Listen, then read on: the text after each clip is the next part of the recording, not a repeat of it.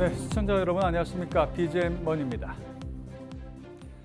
테슬라의 반값 전기차로 촉발된 가격 할인이 치킨 게임 양상으로 번지는 등 이 글로벌 전기차 시장의 경쟁이 점점 더 치열해지고 있습니다. 하지만 현대차 그룹은 이런 흐름에 휩쓸리기보단 자신들만의 계획된 행보를 묵묵히 이어나간다는 방침입니다. 최근 코나의 전동화 모델을 공개하며 소형 SUV 시장의 전기차 선택지를 하나 더 넓혔습니다. 김호모 기자입니다. 일직선으로 이어진 전방 램프 아래로 충전구가 자리한 낯선 모습의 SUV. 올해 1월 가솔린 모델로 데뷔한 신형 코나의 전기차 모델입니다. 코나는 디자인 초기 단계부터 전기차 모델을 먼저 디자인한 소형 SUV입니다. 배터리가 위치한 평평한 바닥 구조 위로 차례차례 프레임이 쌓아 올려지는 등 전동화 모델에 최적화된 설계로 국내 산업통상자원부 인증 기준 동급 최대 수준인 410km 이상의 일회 충전 주행 가능 거리를 자랑합니다. 이렇듯 기획 단계에서부터 전기차 출시가 예고된 모델이지만 가솔린, 하이브리드 모델로의 확장성을 위해 현대차 그룹이 개발한 전기차 전용 플랫폼 EGMP가 아닌 내연기관 3세대 플랫폼을 기반으로 하는 혼용 플랫폼이 탑재됐습니다. 현대차 그룹은 소비자들의 다양해지는 요구에 부응할 수 있도록 각 라인업별로 특장점을 부각한 모델을 꾸린다는 구상. By 2030, Hyundai will expand its all-electric lineup to 11 models to secure global EV leadership. Like different chess pieces that makes perfect set, these uniquely designed EV models will serve diverse lifestyles and help achieve Hyundai's vision of future mobility. EGMP 기반의 전기차들은 북미, 유럽에 이어 일본에서도 호평을 받으며 현대차 그룹의 전기차 판매 비중을 높이는 1등 공신으로 꼽히고 있습니다. 현대차 그룹은 이 기세를 몰아 2030년 글로벌 전기차 170만 대를 판매하겠다는 목표를 내세웠습니다. 이를 위해 달리는 맛을 추구하는 고성능 브랜드 N을 전기차에도 적용한다는 방침입니다. 고성능 전기차 아이오닉 5N의 출시가 예고돼 있으며 기아에서는 첫 대형 SUV EV9이 출격 준비 중입니다. 현대 기아차가 작년을 중심으로 해서 일단은 글로벌 퍼스트 무버로 떠오르면서 전기차를 필두로 해서 굉장히 잘 만드는 기업으로 떠올라고 있어요. 그리고 뭐 테슬라가 전기차 혁신의 아이콘이라 그러지만은 테슬라가 두려워할 정도로 수준이 높아졌다는 겁니다. 기술의 완성도도 굉장히 뛰어나고 미국 인플레이션 감축법 시행에 이어 테슬라, 포드 등 경쟁업체의 가격이나 정책까지 넘어야 산은 많지만 지속적인 신차 출시로 브랜드 경쟁력을 올리는 데 승부수를 던진 현대차 그룹. 치열한 경쟁 속 묵묵히 자신의 길을 걸어가겠다는 현대차 그룹의 뚝심 행보가 어떤 성과로 이어질지 주목됩니다. 팍스 경제TV 김홍모입니다. 올해 미분양 주택이 7만 5천 호에 달하는 등 이 주택 경기 침체 분위기가 이어지고 있습니다. 이 가운데 서울에 6억 원대 아파트가 들어섭니다. 수요자들의 반응은 어떨까요? 전영석 기자가 분양 현장을 취재했습니다. 서울시 은평구에 새로 분양을 시작한 아파트의 견본주택입니다. 최고 20층에 8개 동 752가구 규모입니다. 이 중 일반 분양은 454가구, 역촌동에는 13년 만에 공급되는 신규 아파트인데다 인근 단지 매매가보다 분양가가 낮은 편이어서 수요자들의 눈길을 끌고 있습니다. 분양가가 3.3제곱미터당 평균 2,550만 원, 전용 면적 59제곱미터 기준 약 5억 7천만 원에서 6억 5천만 원으로 주변 아파트의 동일 면적 매매가보다 2억 원가량 낮습니다. 고급 마감재를 차별화해서 시공되고 있습니다. 기존 사업지에서 유상 옵션으로 제공을 하던 음식물 처리기나 공기청정형 환기 시스템 등을 기본으로 제공해드려 고객분들의 만족도가 매우 높습니다. 단지 내 모든 세대에 세라믹 식탁을 제공하는 주방 고급화 전략과 더불어 입주자들의 가격 부담을 덜겠다는 입장. 주부들의 공간에 가장 중요한 것은 주방이라고 생각해서 굉장히 많이 신경을 많이 썼어요. 저번과 똑같이 외산으로 해서 세라믹을 했습니다. 전용 59제곱미터의 작은 방은 가격의 유무를 선택할 수 있도록 설계했습니다. 전용 84제곱미터에는 스페인산 타일 마감재를 적용했습니다. 방문해 봤더니 뭐 마감이나 이런 구조도 다 괜찮고 분양 가격 같은 것도 좀 잘 나온 것 같아서 네, 괜찮은 것 같아요. 전국적으로 미분양 아파트가 7만 5천 호에 달하는 등 주택 경기가 좋지 않습니다. 어려운 상황에서도 차별화된 상품성과 가격 경쟁력으로 분양에 성공할지 주목됩니다. 박스경제TV 전영섭입니다. 정부의 로봇 산업 활성화 정책에 힘입어 로봇 관련 기업들이 주목받고 있습니다. 특히 자율주행 로봇에 대한 관심이 높은데요. 이 배석원 기자가 유진 로봇의 신형 자율주행 로봇 공개 현장을 취재했습니다. 스마트 공장 자동화 산업전에 참가한 유진 로봇의 전시 부스입니다. 물류 로봇이 무거운 상자를 싣고 스스로 장애물을 피하며 움직이는 모습에 참관객들이 눈을 떼지 못합니다. 유진 로봇이 선보인 건 대표 주력 제품인 자율주행 물류 로봇 고카트 시리즈. 고카트 180과 250, 500 모델을 한자리에서 선보였습니다. 충전 2~3시간이면 최대 10시간을 가동할 수 있습니다. 고카트에 붙은 숫자는 해당 로봇의 가반 하중을 표시한 겁니다. 모델에 따라서 180kg부터 500kg까지 실어 나를 수 있습니다. 유진 로봇이 고카트 500 모델의 시연을 공개한 건 이번이 처음입니다. 고카트 500의 정식 출시는 다음 달, 첫 공급은 6월 달에 이루어질 예정입니다. 지난해 유진 로봇의 연간 매출액은 496억 원, 영업이익은 35억 7천만 원으로 모두 전년 동기 대비 큰 폭으로 성장했습니다. 자율주행 물류 로봇 고카트 판매 증가와 공장의 자동화 설비를 지원하는 스마트 자동화 시스템 공급 등이 확대된 것이 주된 영향입니다. 유진 로봇은 매출 확대 전략으로 AMR 플랫폼 사업을 바라보고 있습니다. 고객사의 요청에 맞춰 바퀴와 배터리, 가반 하중, 센서 등을 맞춤형으로 제공하는 솔루션입니다. 요즘 많은 고객사들이 지금 요구하고 있는 커스텀 AMR 플랫폼도 저희가 지금 개발을 착수했고 아마 한 2~3개월 후면은 이제 개발이 끝날 걸로 보고 있고요. 현재 한 2 고객사를 위해서 지금 개발을 하고 있는데 6월 중이 되면은 저희가 첫 시연을 할 수 있을 것 같습니다. 유진로봇의 커스텀 AMR 사업의 본격화 시기는 올 3분기가 될 전망입니다. 유진로봇은 올 초 조직 개편도 단행했습니다. 공장 자동화팀과 헬스케어 팀으로 나눈 것이 특징인데 이는 전략적으로 국내외 영업 전략을 수립하기 위해서입니다. 지난해 매출 성장에 이어 올해도 산업 현장에서 어떤 활약을 이어갈지 주목됩니다. 박스경제TV 배석원입니다.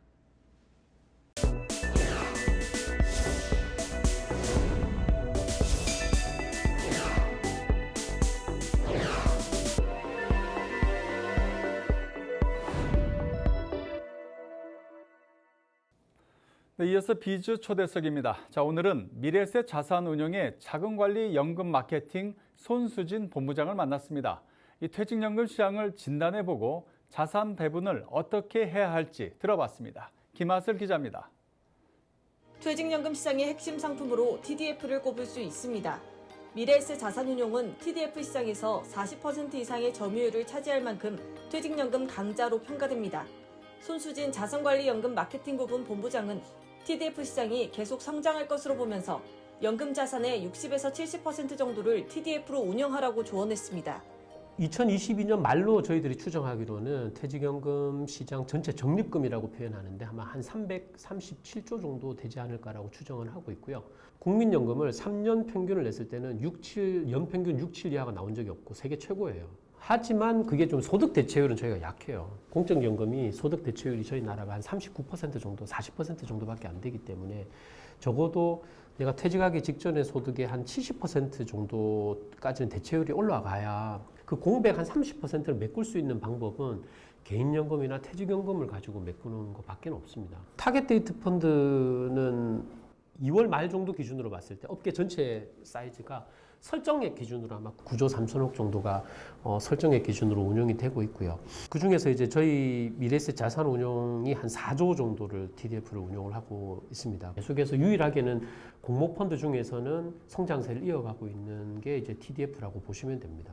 그렇고 또 TDF는 이번에 디폴트 옵션 제도에서 주된 대상 상품입니다. 내가 목표한 시점까지 투자를 하는 타겟 데이트 펀드 같은 걸 한 60~70% 정도는 진짜 꾸준하게 가져가시고요.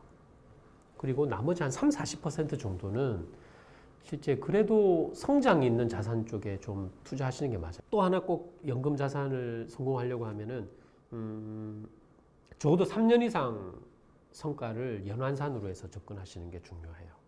한 사이클 돌아오는 기간이 보통 3년, 4년이라고 보셔야 돼요. 국내에서 처음으로 설정을 해서 운용을 하고 있는 게 ETF를 가지고 포트폴리오를 관리하는 자산 배분 TDF가 있고요. 설정액 기준으로 이제 한 5천억 정도. 그리고 또 하나는 저희 운용사 안에서 대표적인 좋은 성과가 검증이 되어 있는 액티브 펀드들이 분산 투자가 이루어지는 전략 배분 TDF가 3조 5천억이죠. 직관적으로 딱 봤을 때는 자산 배분 TDF는 시장이, 금융시장이 좀 좋은 상황일 때 좀 많이 좋고요. 금융시장 상황이 좀 안 좋을 때 많이 안 좋은 패턴이라고 보시면 되고, 전략 배분 TDF는 조금 그 아래 위로 올라갈 때 쭉 만약에 장기 성과가 우상향을 한다고 봤을 때 전략 배분은 그 진폭이 조금 완만하게 좀 마음 편하게 투자할 수 있는 성과 패턴이 나오는 쪽으로 저희가 설계했고, 모든 자산에 대한 기대 수익과 어떤 예상되는 위험, 리스크 같은 경우는 환을 고려할 수밖에 없어요. 그래서 저희는 미래에셋은 2011년부터 외국 운용사한테 자문을 받거나 아니면 위탁 운용을 하진 않아요. 600명 정도가 국내에 있고요. 600명은 다 해외에 있습니다. 장기 성과가 해외에 위탁 주고 있는 이런 TDF들 비해서 좀 좋게 좀 나오다 보니까 고객분들 선택을 많이 받는 것 같습니다. 고통을 최소화하고 탈모 등 부작용 없이 암 치료가 가능해 꿈의 치료로 불리는 중입자 치료가 국내에서도 이루어집니다. 세브란스 병원이 국내 최초로 중입자 치료센터를 완공하고 가동을 앞두고 있습니다. 김효성 기자가 이익재 센터장을 만나 치료 계획을 들어봤습니다. 전 세계 6개 국가 10여 개 시설에서만 운영 중인 중입자 치료가 상반기에 국내 최초로 세브란스 병원에서 가동됩니다. 병원은 12,000여 명의 암 환자가 중입자 치료를 받을 수 있을 것으로 예상하고 있는데요. 대부분의 암종에 적용이 가능해 많은 환자가 새로운 삶의 희망을 기대할 수 있게 됐습니다. 본격 가동을 앞두고 이익재 센터장으로부터 중입자 치료의 장점과 운영 계획 등에 대해 살펴봤습니다. 중입자 치료는 말 그대로 무거운 입자를 가지고 치료하는 거거든요. 그 무거운 입자 중에서 저희는 탄소이온을 이용하는 거고요. 굉장히 높은 에너지를 가속을 시켜서 우리 몸에 투여를 하면은 우리 몸의 종양 근처에서 브래그 피크라는 현상으로 에너지를 굉장히 많이 발생하거든요. 에너지를 발생하고 발산하면서 종양을 없애는 원리가 중입자 치료입니다. 보통 중입자 치료는 대부분의 고형암에 대해서 적응증을 갖고 있고요. 저희가 중요시하게 생각하는 거는 전립선암이라든지 다른 여러 가지 고형암이 있는데 특히 기존의 항암 치료나 방사선 치료에 잘 안 듣는 난치성 고형암 이런 것들을 저희가 치료를 하려고 합니다. 질병에 따라서 좀 다양하게 하는데요. 어떤 경우에는 한 번에 하는 것도 있지만 대부분은 몇 번에 걸쳐서 치료를 하게 됩니다. 전립선암 같은 경우에는 저희가 12번 정도 생각을 하고 있고 대부분의 암이 한 4번에서 16번 이렇게 치료를 생각을 하고 있고 일주일에 4번 정도 그리고 치료 시간은 한 30분 정도 그렇게 해서 매일매일 왔다 갔다 하면서 출퇴근하듯이 다니는 치료가 될 것 같습니다. 방사선 치료와 같이 중입자 치료도 치료받는 순간에는 고통이나 통증을 느끼는 것은 없습니다. 근데 중입자나 이런 치료받은 게 쌓여서 치료를 받은 국소 부위에 어떤 장기가 있느냐에 따라서 부작용이나 환자분이 불편한 게 생기거든요. 예를 들어서 전립선 치료를 받을 때는 전립선의 앞에는 방광, 뒤에는 직장이 있기 때문에 치료하다 보면은 직장이라든지 방광에 불편함을 느끼실 수는 있습니다. 크게 걱정할 정도의 부작용은 발생하지는 않습니다. 보통 종양이 저산소증에 빠져 있는 경우들이 있거든요. 중입자 치료는 그런 거와 상관없이 치료 효과를 누리기 때문에 부작용을 감소시킬 수 있을 거라고 생각하고 있습니다. 거의 200통 가까이 하루에 예약센터를 통해서 문의가 오고 있고요. 지금 아마 상반기에 오픈 예정인데 처음에는 고정빈만 오픈을 할 예정이거든요. 하루에 치료할 수 있는 환자가 한 20명 정도 선에서 왔다 갔다 할 것 같습니다. 중입자 치료 센터 중에서 이 겐트리 회전형 치료실을 2개까지 설비하고 있는 것은 전 세계적으로 저희 나라밖에 없고요. 그만큼 다양한 암종을 저희가 치료할 수 있을 거라고 생각을 하고 있고 저희가 방사선 치료 분야나 그리고 종양학 분야에서는 저희 세브란스 병원이 다양한 옵션을 가지고 여러 가지 로봇 수술도 있고 다양한 치료 기법들을 구비할 수 있는 세계적인 기관으로 자리매김할 수 있다고 생각을 하고 있습니다. TV 시장의 양대 산맥이죠. 삼성전자와 LG전자가 하루 차이를 두고 OLED TV 신제품을 내놨습니다. 마치 경쟁을 하듯이요. OLED TV, 즉 OLED TV라고 그러죠. 이것을 가지고 현재 시장을 선점 중인 LG전자와 10년 만에, 무려 10년 만에 다시 돌아온 삼성전자 간의 정면 승부가 예고되고 있습니다. 자, 오늘 이 부분 사업팀의 박나연 기자와 얘기 나눠보겠습니다. 박 기자. 자, 먼저 LG전자가 하루 먼저 신제품을 내놨죠. 네, 맞습니다. LG전자는 지난 8일 이 TV 신제품 설명회를 통해서 신형 OLED TV를 선보였는데요. 이번 신제품은 AI 엔진 기술을 적용해서 이 같은 크기의 일반 모델과 비교해 최대 70%나 밝아졌습니다. 어느 각도에서 봐도 정확한 색상을 보여주는 이 시야 각도와 더 깊어진 블랙 표현력이 특징인데요. 이 LG전자는 올해 안에 이 세계 최대 크기인 97인치도 출시한다는 예정입니다. 이번 신제품 출시와 관련해 관계자의 말 들어보시죠. 저희 LG전자는 10년 동안 한결같이 OLED TV로 세계 프리미엄 TV 시장을 선도해 왔습니다. 지금도 저희가 가지고 있는 OLED 기술에 만족하지 않고 미래 10년을 끌고 갈 수 있는 OLED를 만들어내기 위해서 항상 노력을 하겠습니다. 지난 10년간 LG전자가 OLED TV 시장을 독식해 왔다 이렇게 보여지는데, 자, 그러면 이제 삼성전자가 다시 이 시장에 뛰어든 건 아니겠습니까? 자, 이거 어떻게 이걸 우리가 해석을 해야 됩니까? 네, 맞습니다. 말씀하신 것처럼 OLED TV 하면 자동적으로 LG가 그렇죠. 연상되는 것처럼 LG전자가 그동안 독식을 쭉 해왔었는데요. 이 삼성전자는 10년 전 OLED TV 사업에서 철수를 했습니다. 당시 수율 문제 등으로 OLED 사업에 철수를 하고 LCD 패널을 사용한 TV를 생산해왔습니다. 이번에 삼성이 다시 뛰어든 건 이 글로벌 침체기 와중에 프리미엄인 OLED TV의 성장세가 이어지고 있기 때문으로 보이는데요. 한 시장조사 업체에 따르면 지난 2013년 4,000대 수준이었던 전 세계 OLED TV 출하량은 지난해 651만 대로 10년 새 1,600배나 증가했고, 또 올해에는 이보다 더 늘어난 741만 대가 출하될 것으로 전망됩니다. 자, 그러면은 이제 후발주자라고 해야 되겠죠. 삼성전자의 OLED 신제품. 자, 요거 새로 나온 거 좀 설명을 들어볼까요? 네, 삼성전자는 LG전자보다 하루 늦은 9일 OLED TV를 선보였는데요. 삼성전자의 OLED TV는 청색 소자를 발광원으로 사용해서 다양한 색 표현에 좀 더 집중했습니다. 특히 컬러 매핑 기술을 적용해 정확한 색상과 피부톤을 표현해 준다고 하는데요. 이번 신제품과 관련해서 이재용 삼성전자 회장의 행보도 주목할 만합니다. 이 회장은 지난달 이 삼성 디스플레이 아산 캠퍼스를 방문해서 이 OLED 생산 라인을 살펴보고 또 OLED 투자 의지를 확고히 내비쳤는데요. 다만 삼성전자 측은 현재 주력 제품이 LCD 패널에 퀀텀 기술을 적용한 QLED TV인 만큼 당분간은 QLED TV에 계속 집중한다, 이런 방침입니다. 자, 그렇다면 이제 우리 시청자 여러분 궁금하신 게 삼성전자와 LG전자 간의 OLED TV의 차이점은 과연 무엇인가? 이 점 아니겠습니까? 네, 먼저 OLED가 색을 구현하는 데는 이 적색, 녹색, 청색 세 가지 발광 소자가 필요한데요. 삼성전자와 LG전자는 이 소재를 활용하는 방식에 큰 차이가 있습니다. 먼저 LG전자의 OLED 패널은 WOLED로 이 세 소자들을 수직으로 배열해서 백색 광원을 만들고 그 위로 적색, 녹색, 청색, 백색 컬러 필터를 올려서 색을 구현하는 방식입니다.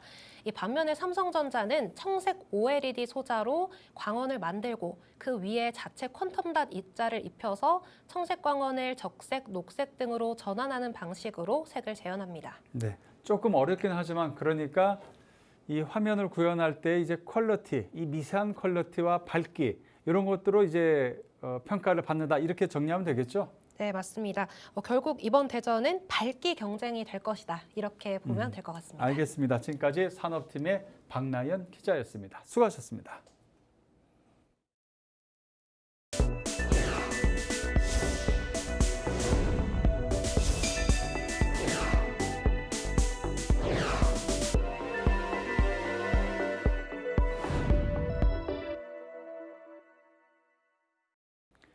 최근 글로벌 자동차 메이커들의 대형 픽업 트럭 한국 시장 진출이 거셉니다. 포드도 신형 모델을 내놨는데 덩치가 상당합니다. 김홍모 기자입니다. 적재함이 넓어 많은 짐을 실을 수 있는 실용성, 굳은 길도 거침없이 달리는 오프로드 주행 능력을 가진 픽업 트럭의 선택지가 넓어지고 있습니다. 올해 초 북미 브랜드 GMC가 국내에 첫 상륙하며 모델 시에라를 선보인 데 이어 지프도 글래디에이터 모델을 출시할 채비를 하고 있습니다. 이런 상황에서 포드코리아가 신형 모델 넥스트 제너레이션 레인저를 내놓아 픽업 트럭 시장의 경쟁은 한층 격화할 전망입니다. 신형 레인저는 와일드 트랙과 랩터 두 가지 트림으로 모두 2.0L 바이터보 디젤 엔진과 10단 자동 변속기를 탑재했습니다. 각 트림별 최고 출력 차이는 5마력 정도로 와일드 트랙이 205마력에 51kgm, 랩터가 210마력에 51kgm의 최대 토크 성능을 발휘합니다. And when you open the door to your next gen Ranger, you are greeted by the large, high-resolution digital display and touchscreen with Ford's latest Sync 4 system.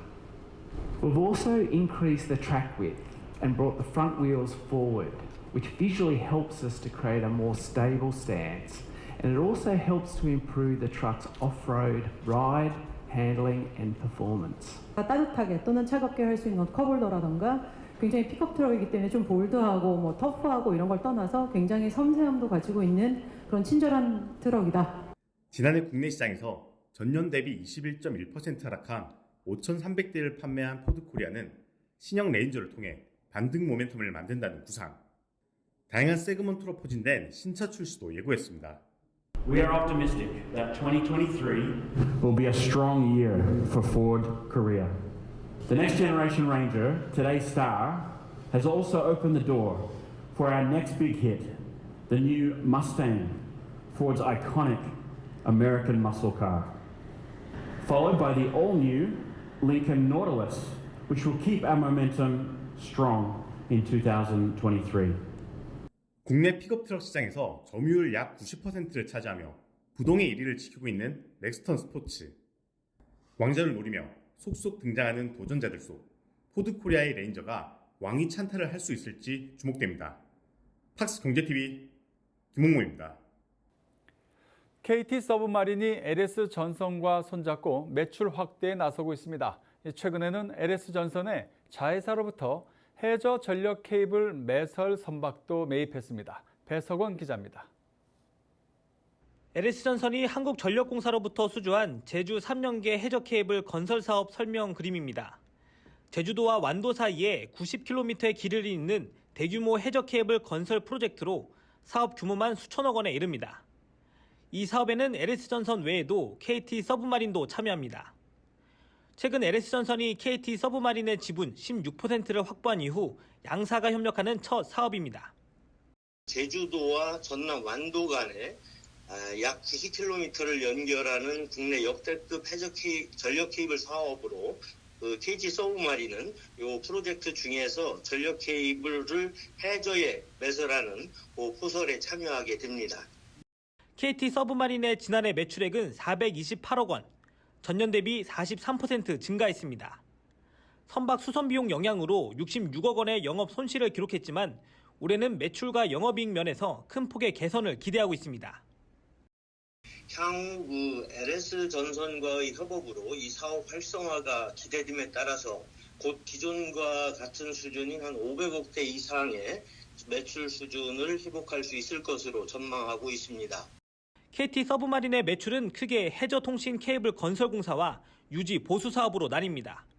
대부분의 매출은 해저 케이블 건설 사업에서 일으키고 있습니다. 최근 LS전선의 자회사인 GL 마린으로부터 GL2030 선박을 매입하면서 기존의 통신 케이블 사업 영역에서 전력 케이블 사업까지 확장한 것이 눈에 띄는 특징입니다. 제주 3년기에 우선 들어가 있고요. 그 다음에 하반기에 또 비금도 그 프로젝트가 있고요. 내년도에 저희가 수주한 전남 해상풍력에 투입할 것입니다. KT 서브마린은 LS전선, LS전선 아시아와 협력해 대만과 베트남 등 아세안 해역을 중심으로 해상풍력단지 건설 사업 등에 참여한다는 계획입니다. 한편 LS전선이 오는 4월부터 7월 사이 콜옵션을 행사하면 KT 서브마린의 최대 주주로 등극하게 됩니다. 팍스경제TV 배석원입니다. 비스포크라는 말을 듣는다면 가전제품을 먼저 떠올리는 분들이 많으실 겁니다. 이 원하는 색, 디자인 조합으로 나만의 차를 갖고자 하는 소비층이 늘어남에 따라 이 자동차 업계도 맞춤형 모델을 잇따라 선보이고 있습니다.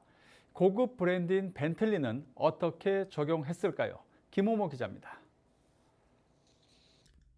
날렵한 몸체를 가졌지만 중후한 얼굴을 품은 세단. 벤틀리의 코치빌트 브랜드 뮬리너의 두 번째 모델 벤틀리 뮬리너 바투르가 밝은 조명을 뒤로한 채 당당한 자태를 뽐냅니다. 고객이 원하는 디자인, 소재, 색감을 구현하기 위해 250여 년의 코치빌딩 기술을 갖춘 뮬리너 장인들이 단 한 명을 위한 비스포크 모델을 완성합니다. A designer of the Mulliner department assisting and helping to co-create this car individually with our customers. And as we said, the limit is the imagination of our customers. 벤틀리 뮬리너 바투르는 12기통 내연기관의 마지막 모델로 전동화를 준비하는 벤틀리의 과거와 미래를 가름하는 기념비적인 모델입니다. 운전석에 앉아 인테리어를 살펴보면 음파를 표시한 주파수 모양의 디자인이 장식된 걸 확인할 수 있습니다. 이는 도로를 힘차게 달리는 W12 엔진의 엔진음을 형상화한 시그니처 디자인입니다. The Batour will feature the iconic Bentley W12, the engine that's powered the brand for almost 20 years. As it approaches its retirement, we want to celebrate it, and the Batour will use the ultimate iteration of the W12, delivering more power than ever before. 벤틀리는 2025년 첫 순수 전기차 모델 출시를 시작으로 2030년까지 100% 전동화 전환을 선언한 바 있습니다. 벤틀리 뮬리너 바투르는 향후 출시될 전기차 모델의 디자인, 설계를 기반으로 제작된 모델로 벤틀리의 디자인 방향성 또한 담고 있습니다. The resting B stance is very important. The car sits on its rear axle to give it a certain attitude. It's really powerful, really self-confident, but never aggressive. 인도네시아 발리에 위치한 작지만 아름다운 호수인 바투르의 이름을 가진 벤틀리. 벤틀리 뮬리너 바투르를 시작으로 원앤원 벤틀리라는 고객 맞춤형 전략을 앞세운 벤틀리의 행보에 시장에 이목이 쏠립니다. 파스경제TV 김홍무입니다. 이상으로 BGM 머니를 마칩니다. 다음 주에도 우리 기자들이 발로 뛰는 생생한 현장의 모습 우리 시청자 여러분께 전해드리겠습니다. 고맙습니다.